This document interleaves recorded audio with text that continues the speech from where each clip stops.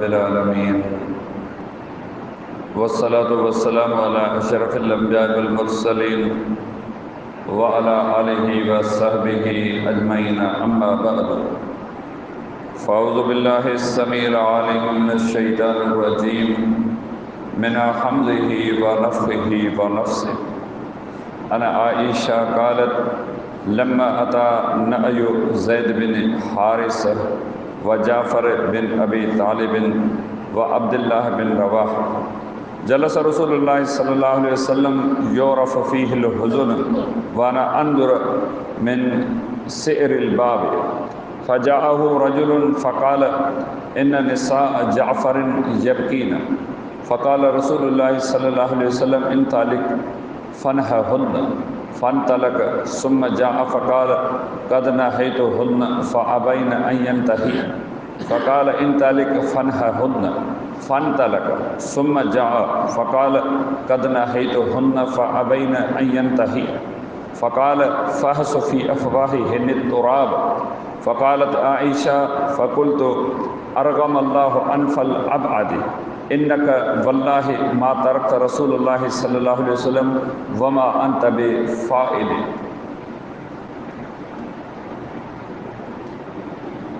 हदीस शरीफ जे किताब सुनन नसाई में किताबुल जनाइज़ में रसूलुल्लाह सल्लल्लाहु अलैहि वसल्लम जे उन्हनि पाकीज़ा अहादीस मुबारक जो दर्स अल्लाह ताला जी रहमत ऐं उन जी महिरबानी सां लगातार हलंदो रही। जिन अहादीस मुबारक में रसूल करम सल्लल्लाहु अलैहि वसल्लम जन हिकु मुसलमान जे वफ़ात करण उन जी नमाज़ जनाज़ा पढ़ण ऐं उन जी तदफ़ीन करण जे हवाले सां मुसलमान मर्दनि ऐं औरतुनि खे नसीहतूं ऐं हिदायतूं करणु फ़रमायूं आहिनि। इन मज़मून जी मुनासिबत सां अॼु ही जेका हदीस मुबारक मूं तव्हांजे साम्हूं बयानु कई आहे उहा उम्मुल मोमिनीन सय्यदा आइशा रज़ी अल्लाहु ताला अन्हा खां रवायत आहे। अम्मा बयानु फ़रमाए थी त जॾहिं ज़ैद बिन हारिस जाफ़र बिन अबी तालिब ऐं अब्दुल्लाह बिन रवाह रज़ी अल्लाह अन्हुमा जी शहादत जी ख़बर आई यानी ग़ज़ब मूता में त रसूलुल्लाह सल्लल्लाहु अलैहि वसल्लम जन मस्जिद में वेठा संदन मुंहुं मुबारक ते ॾुख जा आसार ज़ाहिर हुआ। मूं दरवाज़े जी सीर मां ॾिठो त हिकु माण्हू आयो ऐं चवणु लॻो त जाफ़र रज़ी अल्लाह ताला जे घर जूं औरतूं वॾे आवाज़ सां रोई रहियूं आहिनि। रसूलुल्लाह सल्लल्लाहु अलैहि वसल्लम जे फ़रमायो वञ उन्हनि खे रोक। उहो हलियो वियो। पोइ कुझु देरि बाद आयो ऐं चवणु लॻो त मूं उन्हनि खे रोकियो आहे लेकिन उहे रुकजनि न थियूं। पाण फ़रमायो त वञ उन्हनि खे रोक। उहो हलियो वियो। पोइ आयो ऐं चवणु लॻो त मूं उन्हनि खे ॿीहर रोकियो आहे मगर उहे पोइ बि बाज़ नथियूं अचनि। पाण फ़रमायो त वञ पोइ उन्हनि जे मुंहं में मिटी विझ। आइशा रज़ी अल्लाह ताला अन्हा फ़रमायो त मूं कावड़ मां चयो अल्लाह तुंहिंजे नक खे मिटी सां भरे अल्लाह जो कसम न त तूं रसूलुल्लाह सल्लल्लाहु अलैहि वसल्लम जन खे सुकून सां वेहण ॾींदो ऐं न वरी तोखां कुझु थी सघे थो। बयान कयल हदीस मुबारक जो मज़मून गुज़िरियल हदीस सां मुताबिक़त ऐं हिकु जहिड़ाई रखे थो त शरीयत पंहिंजे मञींदड़नि खे इहा नसीहत कई आहे उन्हनि जे मथां मौत नुक़सान फ़ौतगी या कंहिं तकलीफ़ जे हवाले सां को लम्हो को मौक़ो अची वञे त उन्हनि खे ज़बान हाल सां अहिड़ी का ॻाल्हि चवणु न खपे जंहिंजे करे अल्लाह उन्हनि खां नाराज़ थिए ऐं मैयत ते कंहिं बि क़िस्म जी का तकलीफ़ या आज़माइश अचे। मुसलमान खे खपे त अल्लाह जी रज़ा ते राज़ी रहे।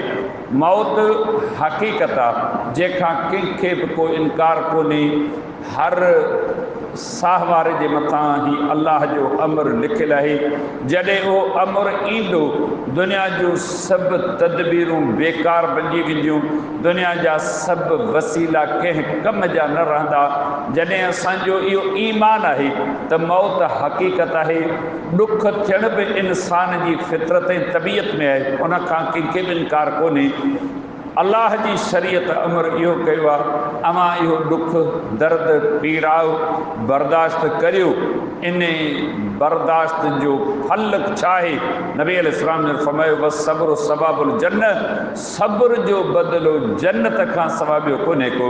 जेकॾहिं अल्लाह जी रज़ा, अल्लाह जी ख़ुशनुदी बेश्त जी घुर आहे, रब ख़ुशि थिए थो त बाने मुंहिंजे हुकुम ते लब्बैक चई आहे, इनकार न कयो आहे। इहो सम्झे थो त आऊं ऐं मूं वटि जेकी कुझु आहे इहो सभु मुंहिंजे अल्लाह मूंखे ॾिनो आहे ऐं मुंहिंजे अल्लाह जे अमर सां ई सभु कुझु थियो आहे। ख़ुशि थिए थो अर्श वारो रब उनखे इनामनि सां नवाज़े थो। रड़ियूं करणु, दाहूं करणु, ॿाकारनि, कुकारणु, वॾे सॾ पार कढी रोइणु, इहा शरीयत जी तालीम न आहे। ख़ासि तौर ते औरत ज़ात फितरतनि ॾाढी कमज़ोर आहे। ही दौर जहालत जो दौर, बेइल्मी बेअमली जो दौर आहे, पर उन दौर में बि औरतूं केॾे वॾे मक़ाम जूं, केॾे मर्तबे जूं मालिक हुयूं। तक़वा में, परहेज़गारी में, इल्म में, जंग जे मैदान में शिरकत कंदड़ औरतूं, अल्लाह जे नबी अलैहिस्सलाम जिन सां लड़ाई में शरीक थींदड़ औरतूं, पर तबअन मिज़ाजन फितरतन केॾियूं कमज़ोर हुयूं। मौत जी ख़बर ॿुधण सां कहिड़ी सूरत हाल बनी आहे, अवां हदीस मुबारक ॿुधी चुको आहियो। नबी अलैहिस्सलाम जिन खे इतलाह मिलियो त जाफ़र रज़ी अल्लाह ताला अन जी जे घर में संदन शहादत जे करे रोज़ राड़ो आहे। पाण नबी अलैहिस्सलाम जिन 3 दफ़ा उन शख़्स खे फरमायो त वञ, उन्हनि खे वञी करे ॿुधाए रोईंद न, रड़ियूं न कर। पर औरत ज़ात हुई, कंहिंजी ॿुधण वारी कान कयूं। बार बार नबी अलैहिस्सलाम जिन वटि उहो कासिद अचे पियो। नबी अलैहिस्सलाम जिन फरमायो माठ नथियूं कनि, मिटी जो बुक भर, इहो इन्हनि जे वात में वञी विझ, मन पोइ माठ कनि। इहा तंबीह आहे उम्मत जे औरतुनि खे जेके मैयत जे पुठियां ख़ाम ख़्वाह रोज़ राड़ो, यकीनन पुट हुजे, भाउ हुजे या पीउ हुजे, इहे सभु हिक ॿिए जे नुक़सान ते कंहिं हद ताईं सब्र कनि था। पर औरत ज़ात जेका आहे, यकीन ॼाणो सिर्फ़ु रियाकारी आहे। ऐं नथो चवां त ॾुख कोन्हे, बिल्कुलु ॾुख आहे, पर महज़ ईंदड़ बींदड़ औरतुनि खे ॾेखारण जे लाइ बेहद रोअण जो एहतमाम थिए थो। जीअं तव्हां गुज़िरियल हदीस मुबारक ॿुधी त जाहिलियत जे दौर में हिक ॿिए सां रोअण में औरतूं टेकटड़ी कराईंदियूं हुयूं। मस माठ कंदी आहिनि, वरी का औरत आई त ॿाकारे दाहूं करे वरी उनखे नेसे रोअण ते मददगार थींदी हुई। अल्लाह जे नबी अलैहिस्सलाम जिन बैत महल इहो वाइदो वरितो त आईंदा मैयत जे मथां जाहिलियत जे दौर वांगुरु तव्हीं न रोईंदियूं। उन्हनि वाइदो कयो त न, हाणे कोन रोईंदियूं। अल्लाह जे नबी अलैहिस्सलाम जिन एॾो सख़्तु हुकुम फरमायो आहे त असां ऐं तव्हां ते हक़ आहे, जॾहिं बि अल्लाह रब्बुल इज़्ज़त जो अमर जेकॾहिं कंहिं बि घर में अचे, घर जे भातियुनि खे खपे अल्लाह जी रज़ा ते राज़ी रहनि। तव्हां हदीस मुबारक जो शुरू वारो हिसो ॿुधो। ही दीन सिर्फ़ तबलीग सां दुनिया में कोन फैलियो आहे। ही दीन क़ुर्बानियूं घुरे थो, जान जी क़ुर्बानी, माल जी क़ुर्बानी, वक़्त जी क़ुर्बानी, इज़्ज़त जी क़ुर्बानी, रिश्तनि जी क़ुर्बानी। तॾहिं ई दीन दुनिया जे कुंड कुड़छ ताईं फैलियो आहे।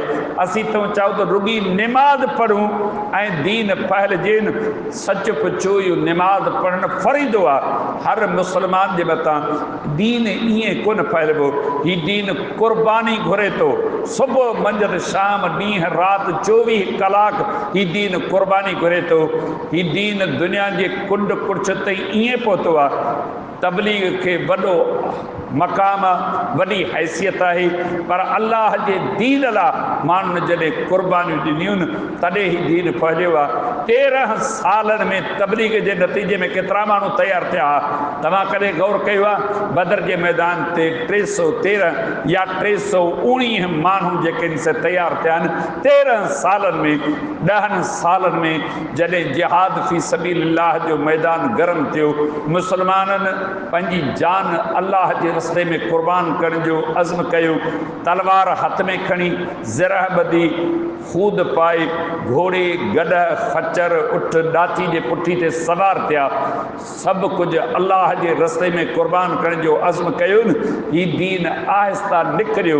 ही ज़मीन उन्हनि जे रत सां रेटी थी ॻाढ़ी थी माण्हुनि ॾिठो त ही उहा क़ौम आहे जेका पंहिंजे अज़्म इरादे में एतिरे क़दुरु सची आहे ज़बान सां दावत बि ॾियनि था जेकॾहिं मरण मारण जो मामिलो आयो उन खां बि कीबा आहिनि कोन था यकीननि ही क़ौम सची आहे तव्हां हदीस मुबारका में ॿुधो जंगे मूता ही बल्कान जो इलाइक़ो उर्दन में आहे ऐं बैतुल मुक़द्दस इतां ॿिनि मरहलनि ते आहे ही उन जाइ ते लड़ाई थी आहे बुसरा जे हाकिम ॾांहुं नबी अलैहिस्सलाम जन ख़त मोकिलियो हारिस अज़दी रज़ी अल्लाह ताला अन्हु सां उन्हनि छा कयो ताक़त कुव्वत घुमंड में तकबुर में अची करे उन ख़त आणींदड़ खे उन्हनि क़ाबू करे बेदर्दी सां शहीद करे छॾियो वही जे ज़रिए नबी अलैहिस्सलाम जन वटि इतला मिलियो पाण नबी अलैहिस्सलाम जन लश्कर तयारु कयो जंगे अहज़ाब खां बाद ही वॾे में वॾो मुस्लमाननि जो लश्कर हो जेको 3000 माण्हुनि ते मुश्तमिल हो नबी अलैहिस्सलाम जन अमर फरमायो इन हिकिड़े खून जे लाइ अव्हांखे क़ुर्बान थियणो पवे अव्हांखे कीबानो न आहे अंदाज़ो लॻायो था जे न आऊं ऐं तव्हां उन दौर में हींअर को क़ुर्बानी असां खां घुरे आहे को हाम ते हथ हणण वारो आहे को कुले झुकाइण वारो अल्लाह जे दीन जे लाइ को क़ुर्बानी ॾियण वारो हर दुनिया जे कम जे लाइ क़ुर्बानी ॾींदासूं पर अल्लाह जे दीन लाइ क़ुर्बानी जो को मामिलो आयो न असांजी तबियत गवारा नथी थिए दिलि तंग ऐं सोढ़ी थिए थी 3000 माण्हुनि इहा बैत कई वाइदो कयो असीं मरण जे लाइ बिल्कुलु तयारु आहियूं जो हिकिड़े मुस्लमान खे नाहक शहीद कयो वियो आहे अल्लाह जे पैगंबर सल्लल्लाहु अलैहि वसल्लम जन हुकुम फरमायो ही 3 माण्हू अथव तरतीब सां जेकॾहिं ज़ैद बिन हारिसा रज़ी अल्लाह ताला अन्हु शहीद थी वञे त उन खां पोइ जाफ़र बिन अबी तालिब रज़ी अल्लाह ताला खे पंहिंजो अमीर मुक़ररु कजो जेकॾहिं उहो बि शहीद थी वञे त पोइ तव्हां अब्दुल्लाह बिन रवाह रज़ी अल्लाह ताला अन्हु खे पंहिंजो अमीर मुक़ररु कजो इन जो मतिलबु छा हो मतिलबु इहो त इहे 3 शहीद थींदा इहा यकीनी ॻाल्हि हुई त अल्लाह जो नबी का जहिड़ी तहिड़ी ॻाल्हि नथो करे अल्लाह रब्बुल इज़्ज़त जो अमर पहुचे थो वही जे रोशनी में ॻाल्हाए थो टिनी खे पंहिंजी शहादत जो यकीन हो खुदारा अॼु जंहिं ज़िंदगी सां मोहबत करियूं था मामूली क़िस्म जी तकलीफ़ जेका आहिनि उहा बि चऊं था बदन खे न अचे पघर ॻारे नथा सघूं गर्मी सही नथा सघूं सर्दी सही नथा सघूं उञ बुख सही नथा सघूं निंड जी क़ुर्बानी नथा ॾेई सघूं माल जी क़ुर्बानी नथा ॾेई सघूं थोरी का तकलीफ़ पहुचे थी न फ़र्द निमाज़ छॾींदे बसी देरि नथा करियूं असीं दीन लाइ कहिड़े क़िस्म जी क़ुर्बानी ॾेई सघंदासूं हिननि माण्हुनि जे रत सां ई धरती रेटियल हुई तॾहिं अल्लाह जो दीन ग़ालिब आयो आहे नबी अलैहिस्सलाम जन जंहिं तरतीब सां ॿुधायो इन ई तरतीब सां मुस्लमान उन मैदान ते लथा तव्हां सीरत जा किताब पढ़ो मुस्लमान जेतोणीक तइदाद में घणा हुआ पर उन्हनि माण्हुनि वॾो लश्कर पाण सां गॾु कयो तरतीब सां ही मुस्लमान शहीद थींदा विया हिकिड़ो शहीद थियो ॿियो शहीद थियो टियों शहीद थियो जाफ़र रज़ी अल्लाह ताला न ते एॾो हमिलो थियो हिकिड़ी बाह कटिजी वई ॿी बाह में हिकु झंडो क़ाबू करे उन जंग जे मैदान मां फ़रार अख़्तियार कोन कयूं तलवार जो वार थियो ॿी बाह बि कटिजी वई आहे मुस्लमानो मामूली क़िस्म जी क़ुर्बानी ॾियण खां बि असीं लहरायूं था ही वाक़िया पढ़ो ही वाक़िया रुगी कहाणियूं न आहिनि ही अल्लाह जे दीन जे लाइ क़ुर्बानीनि जी कहाणी तव्हीं पढ़ी त ॾिसो पोइ ॾिसो त मूं अवां मां हर हिकु अल्लाह जे हिन दीन लाइ कहिड़े क़िस्म जी ऐं केतिरी क़ुर्बानी ॾिनी आहे जॾहिं असां क़ुर्बानियूं ॾियणु बंदि कयूं काफ़र मुशरिक अल्लाह जे दीन जा दुश्मन असां ते ग़ालिब अची विया टके हिकिड़े जी हैसियत जेका आहिनि उहा हींअर उम्मत में मुस्लमाननि जी कान रही आहे ऐं इन मां अंदाज़ो लॻायो त मुस्लमाननि जी क़ीमत केतिरी आहे एमिल कैंसी पंहिंजे पाकिस्तान जो माण्हू हो ॿधी ॾिनो डॉक्टर आफ़िया सिद्दीकी हथ सां ॿधी हाकिमनि ॾिनी आहे आमिल कांसी जॾहिं बदी अमेरिका पहुतो, अमेरिका जे सहाफ़िन तबसरा कया त ही मुस्लमान उहा क़ौम आहे जेकॾहिं हिननि खे पैसा ॾींदव न पंहिंजी माउ भेण बि तव्हांखे ॿधी ॾींदा। अची मुस्लमान कावरिया, जुलूस, धरना, नारा, हक़ीक़त ही आहे, ॻाल्हि में वज़न आहे। असीं पैसनि जे लाइ जेको किरदारु अदा करियूं पिया न, मुंहिंजे तव्हांजे अखियुनि जे साम्हूं आहे। तव्हां दुनिया जी तारीख़ पढ़ो, हिंदू, सिख, यहूदी, ईसाई, बुद्ध मत जो पैरोकार, ज़रतश्त, मजूसी, कंहिं बि मज़हब जो पैरोकार पेट सां बम ॿधी मरण जे लाइ तयारु कोन्हे, दक़ीक़नि खे मारण जे लाइ तयारु आहे। ही वाहिद मुस्लमान क़ौम आहे जंहिंखे पैसा ॾियो, उन पैसनि जे लाइ ही सभु कुझु करण जे लाइ तयारु आहिनि। असांजा मुस्लमान हाकिम आहिनि, अलाह असां ते रहम फरमाए, ही असां चूंडिया आहिनि, असांजा चूंडियल आहिनि। नारा हणी, इस्तक़बाल करे, ज़िंदाबाद करे, उन्हनि जे नालनि ते, फोटुनि ते टपा लॻाए असां चूंडिया आहिनि। यहूदियुनि जा एजेंट, ईसाइनि जा एजेंट, हिंदुनि जा एजेंट आहिनि जेके उन्हनि जे लाइ मुल्क में रही करे कमु कनि था। ॿुधायो त पाण मुस्लमान कहिड़ी हालत में आहियूं? छा कश्मीर जे मुस्लमाननि जी हालत आहे? छा फ़लस्तीन जे मुस्लमाननि जी हालत आहे? छा अफ़गानिस्तान जी हालत बनी आहे? कीअं रत वहे पियो, कीअं माण्हू मरनि पिया? यकीन ॼाणो अल्लाह जे दीन लाइ ही क़ौम हाणे क़ुर्बानी ॾियण खां परे थी चुकी आहे। पोइ नबी अलैहिस्सलाम जन फरमायो, अव्हांजे मथां ही काफ़र ईअं हमिलो कंदा, ईअं वरंदा जीअं बुखिया खाधे जे मथां वरनि था न, ईअं अव्हांजे मथां वरंदा जॾहिं तव्हां में वहन जी बीमारी थींदी। नबी अलैहिस्सलाम जिन खां पुछियो वियो, वहन जी बीमारी कहिड़ी आहे? ॿियूं बीमारियूं उन्हनि जा नाला असां ॿुधा या वहन जी कहिड़ी बीमारी आहे? फरमायूं, हुब्बु दुनिया व कराहियतुल मौत, दुनिया जी मोहबत। एॾा पैसा, एॾी दुनिया मिठी हूंदी, साह ॾींदव, पैसो कोन ॾींदव। अलाह जो दीन ग़ालिब अचे, रब जे दीन लाइ मुठी बंदि कंदव, मौत खां नफ़रत कंदव। अलाह जे लाइ बणा केरु मरे, मरण त पंहिंजी जाते नंढड़ियूं ॻाल्हियूं, नंढड़ियूं क़ुर्बानियूं आहिनि, उहे बि असीं नथा ॾेई सघूं। ख़ुदा जो दीन ग़ालिब अचे त अचे किथां? मुस्लमान मग़लूब थी वियो। ही मुस्लमान उम्मत जी हालत आहे। तव्हां ही वाक़िया पढ़ो, छा हिननि जी क़ुर्बानी आहे, छा हिननि जा ॿार हुआ, ज़ालूं हुयूं, घर हुआ, इन्हनि जी का ज़िंदगी हुई, केतिरे क़दुरु ख़ुशि हुआ। नबी अलैहिस्सलाम जन फरमायो, जाफ़र रज़ी अल्लाह ताला अन्हु खे मूं ॾिठो आहे, जन्नत में जी पखी उॾरनि न, ईअं पर ॾिना अथसि, रब जन्नत में उॾरे पियो। इहा हुई रब वटि इज़त हिननि माण्हुनि जी जिन पंहिंजी जान, पंहिंजो माल अलाह जे रस्ते में ख़र्च कयो न। बिशारतूं ऐं ख़ुशख़बरियूं इन्हनि जो मुक़दर बणियूं।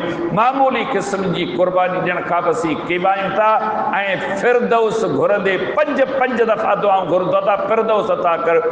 अल्लाह रब्बुल इज़्ज़त वॾो महिरबान आहे। हीअ हदीस मूंखे तव्हांखे दरस ॾिए थी बेहैसियत हिकु मुस्लमान जे, पंहिंजे बस, पंहिंजी हैसियत आहर हर माण्हू हिन दीन जे लाइ, ग़लबे जे लाइ, फहलाव जे लाइ वस आहर कोशिशि करे। अल्लाह रब्बुल आलमीन का दुआ आहे मूंखे तव्हांखे सभिनी मुस्लमाननि खे हिदायत जे सामान सां नवाज़े, तौहीद ऐं सुन्नत वारी ज़िंदगी नसीब फरमाए, ख़ुदि अमल सालिह ते साबित क़दम रखे।